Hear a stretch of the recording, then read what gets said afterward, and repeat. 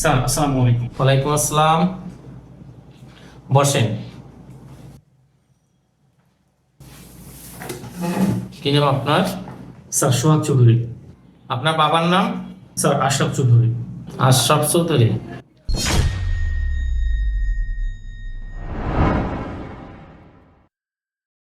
বাবা, আমি আপনার ছেলের বউ। আমি এ বিয়ে মানি না। দেখেন বাবা, আমি 5 মাসের প্রেগনেন্ট। তোমার সন্তানকে চৌধুরী বাড়ির পরিচয় দিতে পারবে না। তোমার সন্তান তোমার পরিচয় মানুষ করবে। এই এলাকা ছেড়ে চলে যেতে হবে, আর কখনো এই এলাকা আসতে পারবে না। ওর চেহারা দেখতে তো একেবারে আমার ছেলের মতো। তাহলে মনে হয় ও আমার বংশধর, আমার নাতি। আচ্ছা, আপনার বাবা কি করেন? স্যার আমি আমার বাবার বিষয়ে তেমন কিছু বলতে পারবো না। আমি আমার আম্মুকে যখনই আমার বাবার বিষয়ে জিজ্ঞেস করছি তখনই বলছে আমি তোর বাবা, আমি তোর মা। স্যার এই চাকরিটা পাওয়ার জন্য কি আমার বাবার পরিচয়টা খুবই দরকার? না, পেপারসগুলো দেখি।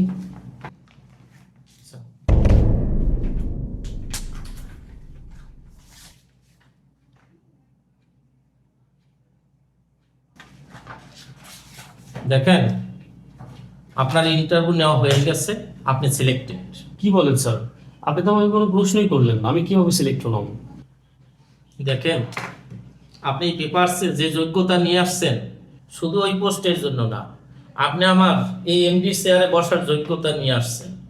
স্যার আমি ঠিক বুঝলাম না, আপনি এগুলো কি বলতেছেন? হ্যাঁ, আমি ঠিকই বলছি, কিন্তু এই কোম্পানির এমডি হতে হলে একটা শর্ত আছে। স্যার কি শর্ত? আপনি যেখানে থাকেন ওখানে থাকতে পারবেন না, আমার সাথে আমার বাড়িতে থাকবেন, আর এখনই আমার সাথে আমার বাড়িতে যেতে হবে। আচ্ছা ঠিক আছে স্যার। আচ্ছা চলেন।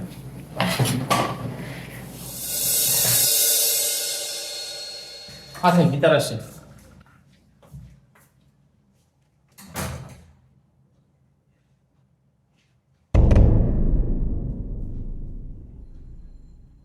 আসেন, ভিতরে আসেন।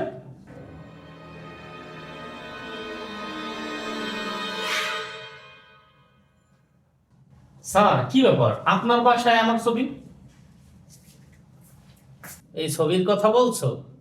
এই ছবিটা হলো আমার ছেলের, তোমার বাবা আশরাফ চৌধুরী, তুমি আমার নাতি।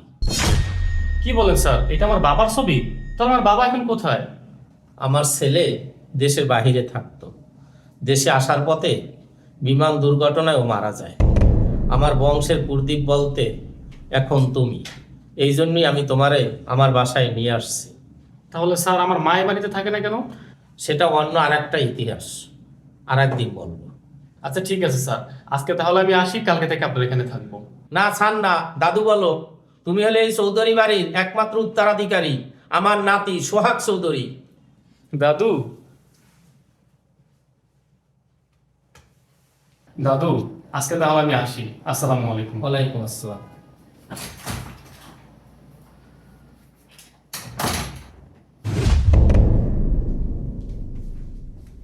দাদু আসসালামু আলাইকুম। ওয়ালাইকুম আসসালাম। দাদু দেখো কাকে নিয়ে এসেছি। কারে নিয়ে আসছো? তোর সাথে উনি কে? দাদু আমার মা। তোর মা মানে? তুই তোর মায়ের নিয়ে আসছিস কেন? এই বাড়িতে তোর মায়ের কোনো অধিকার নাই, পূর্বেও ছিল না, এখনো নাই, ভবিষ্যতেও থাকবে না। এ বাড়িতে শুধু তোর অধিকার দিছি। বাবা, আমার অধিকার লাগবে না। তুই তোর অধিকার ফিরে পাইছিস, এতে আমি অনেক খুশি। তুই সারা জীবন অনেক কষ্ট করছিস, আমি চাই না তুই আর কষ্ট করস। তুই তোর দাদু বাড়ি থাইকা যা। আর এতদিন তোর বাবার পরিচয় আমি কেন দেই নাই, তাহলে শোন।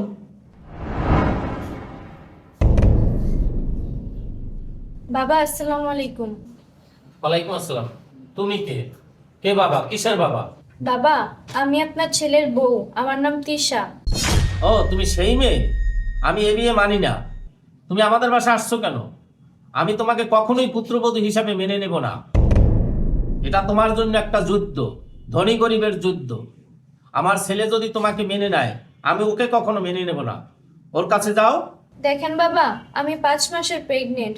3 মাস যাবত ও কই আছে আমি জানি না, এই জন্য আমি আপনার বাড়িতে আসছি। আর ও তো আপনারই ছেলে। আমি ওকে বিদেশ পাঠাই দিছি। তুমি যদি ওর জীবনে থাকতে চাও, ও আর দেশে ফিরবে না। তুমি যদি ওর জন্য অপেক্ষা করো, তাহলে তোমার ভুল হবে, কারণ আমি তোমার কখনোই পুত্রবধূ হিসাবে মেনে নিব না। কেন মেনে নেবেন না? আমি তো আপনার ছেলের বউ। আমার একটা বংশ মর্যাদা আছে, চৌধুরী বংশ। আমরা পূর্বপুরুষ থেকেই বংশের আভিজাত্য ধরে রাখছি। তুমি কি ভুলে গেছো তোমার বাবা আমার বাড়ির চাকর ছিল, তুমি চাকরের মেয়ে। হ্যাঁ আমি জানি আপনারা চৌধুরী বংশ, আমি আপনার বাড়ির চাকরের মেয়ে, কিন্তু আইনগতভাবে তো আমি আপনার বাড়ির ছেলের বউ। এই অধিকার তুমি কখনোই পাবে না। ও যদি তোমার ডিভোর্স পাঠাই দেয়, তোমার অধিকার শেষ। তার চেয়ে তোমারে আমি 50 লাখ টাকা দিয়ে দিই, এই টাকা দিয়া তুমি সারা জীবন ভালোভাবে চলতে পারবে। কিন্তু দুইটা শর্ত আছে। তোমার সন্তানকে চৌধুরী বাড়ির পরিচয় দিতে পারবে না, তোমার সন্তান তোমার পরিচয় মানুষ করবে। আর দ্বিতীয় শর্ত, এই এলাকা ছেড়ে চলে যেতে হবে, আর কখনো এই এলাকা আসতে পারবে না। আচ্ছা ঠিক আছে, আমি এলাকা ছেড়ে চলে যাব, আপনার টাকা আমার লাগবে না। আমার সন্তানকে আমার পরিচয় বড় করব, ওরে আমি মানুষের মতো মানুষ করব।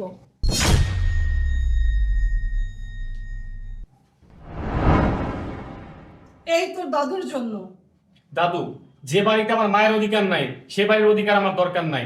থাকো তুমি তোমার বংশমর্যাদার আভিজাত্য নিয়ে। মা চলো, এই বাড়িতে আর এক মুহূর্ত না।